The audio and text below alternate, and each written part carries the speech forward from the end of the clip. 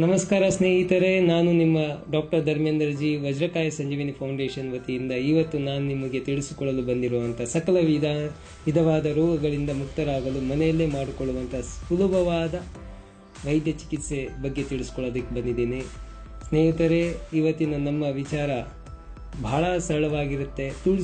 ತುಳಸಿ ಪ್ರತಿಯೊಬ್ಬರ ಮನೆಯಲ್ಲೂ ಬೆಳೆಸಿರ್ತೀರಾ, ತುಳಸಿಗೆ ಪೂಜೆ ಮಾಡ್ತೀರಾ. ಇದೇ ತುಳಸಿ ಎಲೆಗಳಿಂದ ನಾವು ಕಫ ಹಾಗೂ ಬೇರೆ ಜ್ವರಗಳಿಗೆ ಇನ್ನಿತರೆ ಕಾಯಿಲೆಗಳೆಲ್ಲ ಉಪಯೋಗಿಸ್ಕೊಳ್ತೀವಿ. ಆದರೆ ತುಳಸಿ ಬೀಜಗಳಿಂದ ನಾವು ಮಾಡ್ಕೋಬಹುದಾದಂತಹ ಸಾಕಾದಷ್ಟು ರೋಗಗಳನ್ನು ನಾವು ಗುಣಮುಖರಾಗೋದಕ್ಕೆ ತುಳಸಿ ಬೀಜ ಕೆಲಸಕ್ಕೆ ಬರುತ್ತೆ. ಇದರ ಬಗ್ಗೆ ನಾನು ನಿಮಗೆ ಸರಳವಾಗಿ ಹೇಳ್ಕೊಡ್ತಾ ಇದ್ದೀನಿ. ತುಳಸಿ ಬೀಜವನ್ನು ತಾವು ಮನೆಯಲ್ಲಿ ತಗೊಂಡು ಅದರ ಚೂರ್ಣ ಮಾಡಿಕೊಂಡು ಅದಕ್ಕೆ ಬೆಲ್ಲ ಸರಿ ಸಮಾನವಾಗಿ ಬೆಲ್ಲವನ್ನು ಹಾಕಿ ಪ್ರತಿನಿತ್ಯ ತಾವು ತೆಗೆದುಕೊಳ್ಳೋದ್ರಿಂದ ತಾವು ತಾಮ್ರ ಭಸ್ಮ ಏನು ಒಂದು ತೆಗೆದುಕೊಳ್ತೀರ, ಶಕ್ತಿ ಬರೋದಕ್ಕೆ, ದೇಹಕ್ಕೆ ಶಕ್ತಿ ಬೇಕು ಅಂತ ತಾಮ್ರ ಭಸ್ಮನ ತುಂಬ ಸಾಕಾದಷ್ಟು ಜನ ಉಪಯೋಗಿಸ್ಕೊಳ್ತಾರೆ.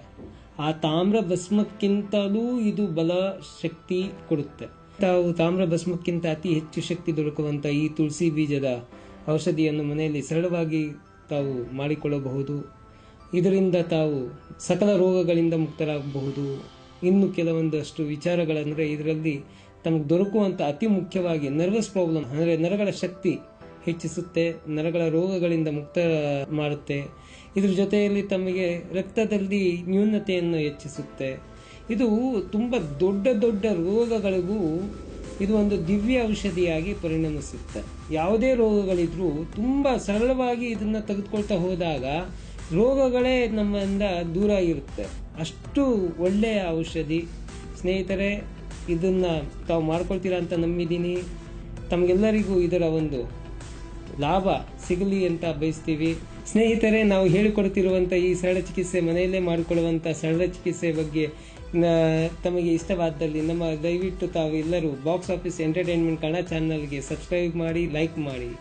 ವಂದನೆಗಳು.